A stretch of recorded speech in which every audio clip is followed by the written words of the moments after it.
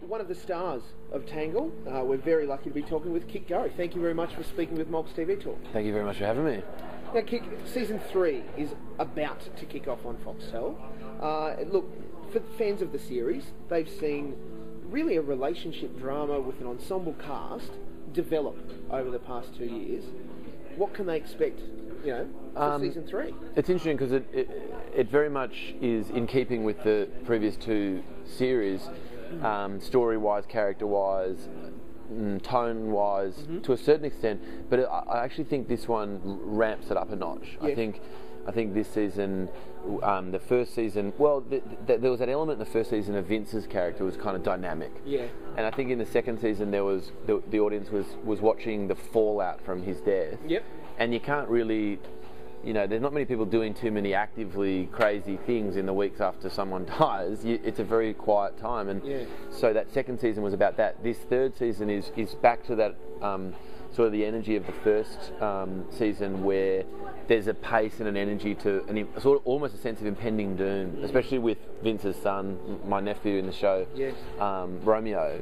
Yes. He kind of drives that. You get this sense that he's following his father's footsteps, this absent father, he's died. What does it mean to a son not to have the guidance of his father, and to have the guidance of not only a father who's passed away, but a father who he didn't understand when he was alive, who was angry and said, make your mark, always make it count, don't be one of these losers that doesn't do anything.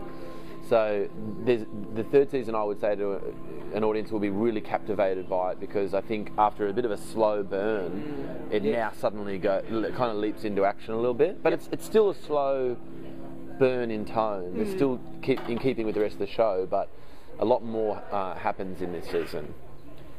Your character also has some relationship developments, and look, I've been lucky enough to see the first couple of episodes. It really starts to open some doors. Yep. But it's the how much scenario, isn't it? Yeah. Like, how far do I tread into this? Or yeah, and interesting that you use the open doors analogy, because a lot of the decisions that I think we make in life, and Tangle really represents this, is actually closing doors. And we understand that we grow up with this idea of, you want to experience things, and you got to do everything once, and I felt a connection with that person, I had to do it. But in life we do things that close so many doors to us, and end friendships, and end marriages, and end relationships at work, and end work, and get fired, and you sit there and think you're opening a door by doing something. And for Joe, his fascination with Ali, which I always talk about as that he was probably about 15 when he met Ali, well, he knew Ali when she was a woman going out and getting married to Vince, and Joe was about 3 or 4 years younger, was this young boy. And to a young boy of 14, 15, a girl like Ali, who looks like Ali, she would have had boobs, and she could drive a car, and she had cash, like she had $50 or something. And to a 15-year-old, you're like, whoa! Everything. I mean, it's the holy trifecta. Yeah, we were saying it's like a unicorn. It's like a mythical creature that you don't even know if it exists or not. And then there he is interacting with this woman, and then 15 years later, he comes back into her life.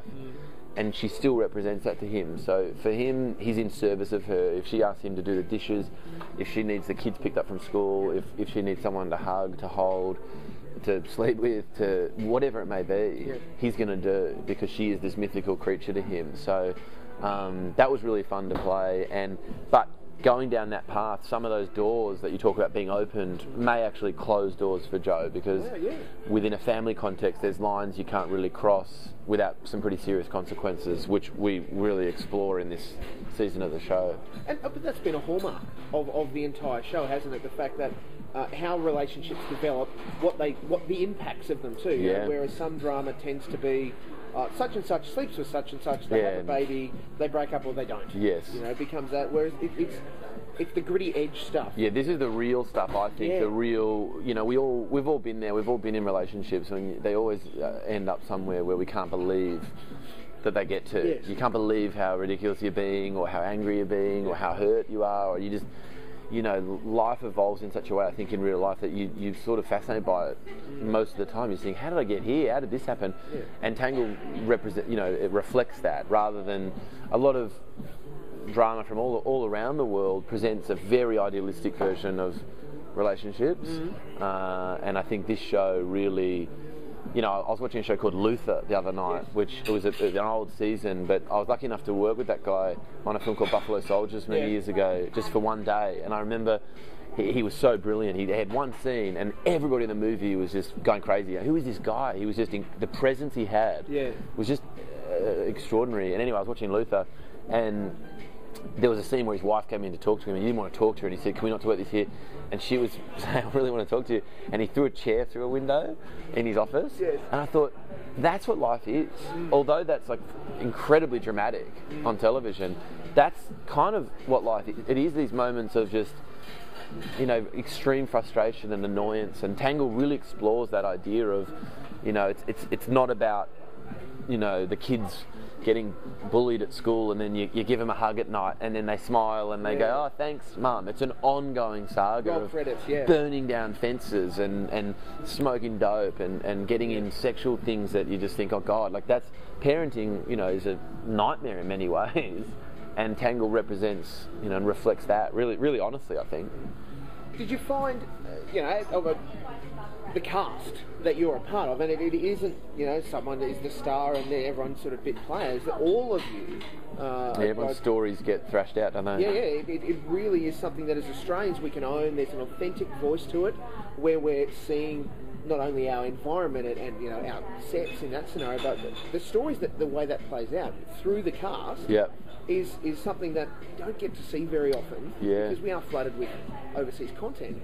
But when we get it to the quality that Tangle is, I think it's something that you can't not watch. It becomes compelling, don't you think? Well, I'm really hopeful that this season will do well and people will really connect to it, because for that reason, I think I grew up watching shows like A Country Practice. And I remember it was on 2 nights a week for an hour. Wow, A huge part of my childhood was watching that and seeing stories of Australia reflected on screen. I think it's so important for kids to grow up, because it is, with the internet now, it's hard to have anything. I mean, the kids are growing up watching, you know, they love Justin Bieber, and there's nothing wrong with that, because when I was a kid I loved, you know, Michael Jackson, and you know, probably doing Michael Jackson a slight disservice there. I mean, Justin Bieber's pretty cool, I shouldn't bag him, but every generation has their... You have your thing and whatever, and it's an international forum entertainment, but you need that Australian aspect, and I think we try and emulate the American style of cinema or TV in many respects, when a show like Tangle is authentically Australian. It's not trying to emulate anything American. It's saying this is Australian life, this is married life here, these are Australian characters, and the people that watch it just are so fascinated by it and love it. I mean, I went to a charity event for something about a year ago, and there were women there that just that they were so excited about the show. It wasn't about, you know, were talking to me. They weren't excited to meet someone from the show. It wasn't about me or the actors. It was about the show. They loved the show, the story. They were saying, you know, this is our story. This is us. And they loved seeing it on screen. So hopefully it can reach as many people as possible. And because I think people get a lot from it. I think there's a big payoff with a show like this. It's not just killing an hour of your night. You know, there's an emotional payoff with it all. Well, I think that you've hit the nail on the head. That emotional payoff is why those women are, this is our story, this is our show, we love it. You know, the cast is great. We identify with specific characters or elements.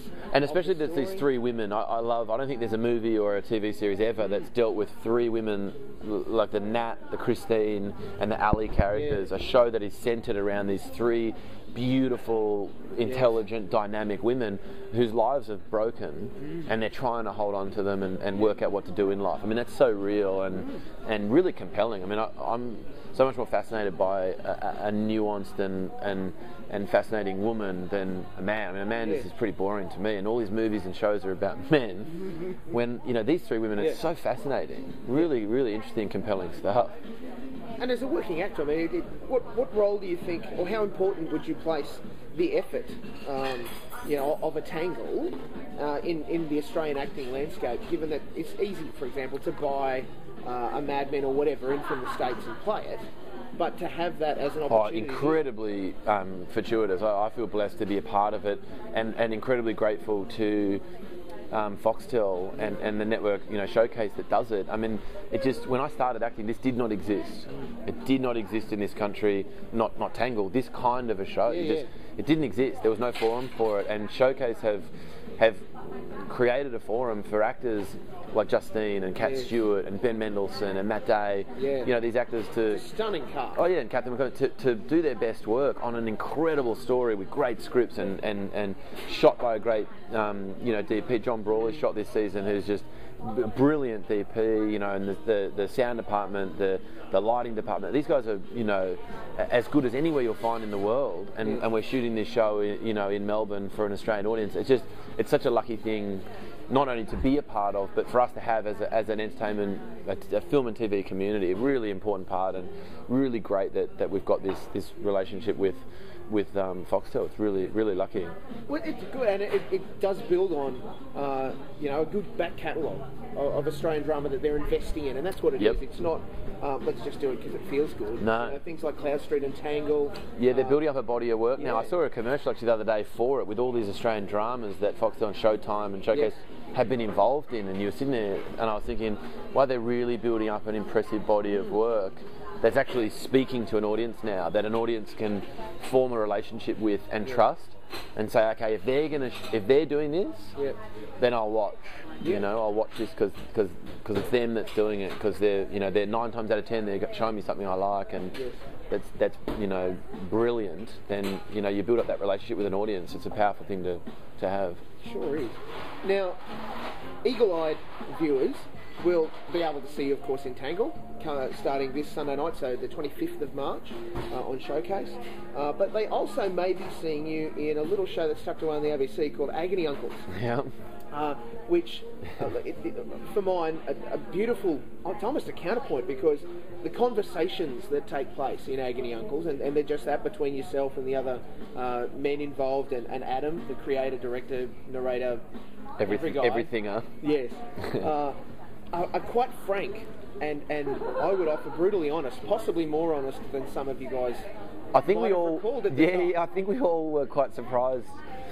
Because we're all, I mean, I think a lot of them were friends with Adam, and I met Adam on Tangle season 2. He was a part of Tangle season 2, and we were playing these sort of very serious characters after Vince's death, but we were laughing all day, and I just thought Adam was brilliant. I just said to him, whenever you're doing anything, I'd love to be involved, and he called me up about this, and I just went in and chatted to him like we have yum cha a lot together, and it was just like we're having a yum cha and chatting away. And then throughout the course of my career, I've been lucky enough to get involved with some people who are well known, and I've always been incredibly protective of those relationships and never talked about them. And then suddenly I was sitting there talking to Adam about these relationships, not by name, but suddenly I was going, why am I pouring all this out to you? And there was something incredibly exciting about being a part of a show, because it was the truth of it. It wasn't about, you know, often when you're promoting a movie, this sounds really goofy, but you feel this pressure to be cool in a certain way. That when you're promoting something, you feel like, well, I can't be a dork when I'm promoting something. You just feel like you've got to sort of tell a cool, funny story. Whereas with this show, it was like, this is real. This is how we all feel about our involvement with women. And really, at the end of the day, none of us have any idea what the hell's going on. And so it's just a bunch of men sitting around saying, and listen, mate, I've got no idea what's going on here, but I do my best. You know, I'm just trying to work my way through it, and I feel really blessed to have been a part of that with Adam. It's a fun show. I think people will get a lot. I think that's going to build up a lot of momentum. Yes, definitely. And I think people are going to really start saying to people, "Hey, check out this show. You got to watch this show. You got to check it out." It's really, because you know, it's something that men don't sit around very often. Men tend to get into a really blokey speak very quickly when you have a number of men talking. But this is one-on-one. It doesn't get blokey. No. It doesn't get sort of rah rah. We're all at a footy game singing K-San. It's knock her over and off we go. It's not about that. There's no ego involved, and I think people will be really, really entertained by that show. There's a distinct vulnerability that shows through in all of the men at various levels. I mean, we're talking before we started about John Elliott and how his just upfront bravado and his confidence is what it is. That is John Elliott. Well, I think it shows you that there's different human beings in life, and you see all these men and you think, God, one man's idea of what he needs to do is another man's idea of what you never do. And you realise that probably a really valuable asset in life is to understand that notion that you should have doubt, that you should say, hey, listen, you could try this, but hey, listen, it hasn't worked for me and it has worked for me. Who knows if it'll work for you? And that's what slightly scared me about when George Bush was president of the US and I was spending a bit of time over there. I used to see interviews with him, and they asked him in an interview if he ever had doubt, and he said no. He said, no, I don't. And they said, you ever second guess your decisions and have doubt? And I don't know if he was being genuine or maybe he was just saying that to appear stoic and confident. But I just thought, really, no doubt is a really strange place. And John Elliott's kind of like that. You hear him talk in this show and you think, wow, he really just says, this is it. Yes. That's it. And you go, well, that's what you think it is. But he just has his version of reality, and you and I have everything that's wrong. that's in his universe, that's what there is. I will offer, you had the line of the series so far for me, talking about if you meet a woman that has issues with her father, right, run. Or just the way that you phrased it, like Robert De Castella out of there. Yeah, right. It just got me, and that's what I've been pointing people to. You have to see this.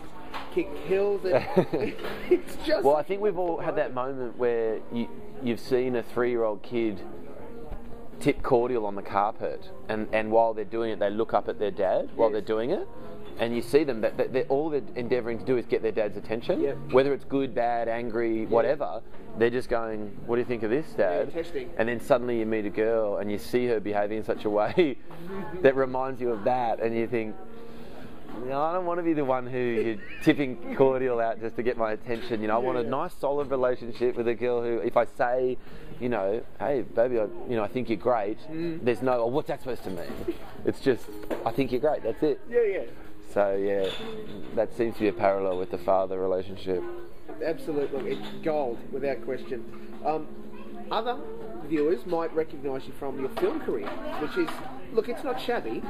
Looking for Ali Brandy, Speed Racer. Yeah. You've been in some fairly decent flicks, man. Yeah, I've been lucky enough to have been a part of some cool projects. The thing I'm most probably proud of or I feel most blessed with is I've been able to work with some really cool directors, and Looking for Alabamians with Kate Woods, who is an incredible director. And a great piece, again, an authentic Australian voice. Yeah, great piece. And still resonates with young audiences now, which I find amazing because there's no Facebook, there's no Twitter, there's no texting. They're not even texting each other in that movie. I'm not texting Josie, hey, what's up? So it's a very foreign reality to teenage kids, but it still resonates with them. So I think it's a really universal human story for those kids and or us kids in that movie. Really lucky to have been a part of that, and then to have worked with the Wachowskis on Speed Racer. I mean, that was, for a lover of cinema and the medium of storytelling within film, to be able to work with them was really that was. I don't know what I did in a former life, but it was something good.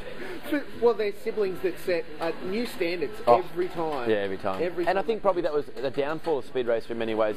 It got negatively reviewed, Speed Racer, and it fascinated me because I thought the film was brilliant. And if you actually watch the original cartoon of Speed Racer from Japan, I mean, we made a real version of a cartoon, which I thought was extraordinary that they did it. And it surprised me that people sort of looked at it and went, oh, what? Because I thought it was a great human story. It was faithful to the cartoon. It was really compelling, great kids movie. But I think probably because they really reinvented cinema with The Matrix. For the first time in a long, long time, they reinvented cinema. And not many filmmakers can claim to have done that. Maybe Stanley Kubrick. I mean, there's great filmmakers who are equal to the Wachowskis. There's the Scorseses and the Francis Ford Coppolas who've done incredible things. But to reinvent cinema is a very unique thing. And they can lay claim to that. And so I think when they get out of the gates with a new movie, some people are expecting the same thing over again, and they were expecting a Matrix version of Speed Racer, whereas the Wachowskis wanted to do a whole new movie. They said to me when we started, we want to make a movie that our brothers and sisters will take their kids to, and they'll enjoy it, and the kids will enjoy it. And then I watched the movie and went, they did it exactly as they wanted to do it. So I'm really proud of that movie, and I think it's brilliant. But to be in their vortex for a while is really something special. Yeah, well, I can only imagine it would be insane. They're well known for their. It's a nice. I don't mean to say it horribly, but a nice way to say it.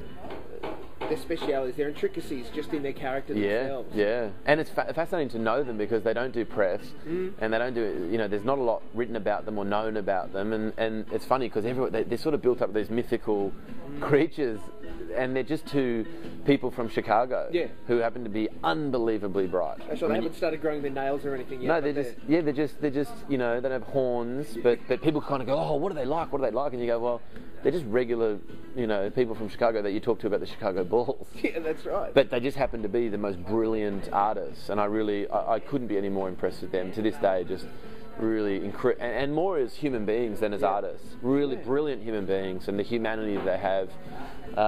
is really something to be really inspired by and to aspire to. Really special people.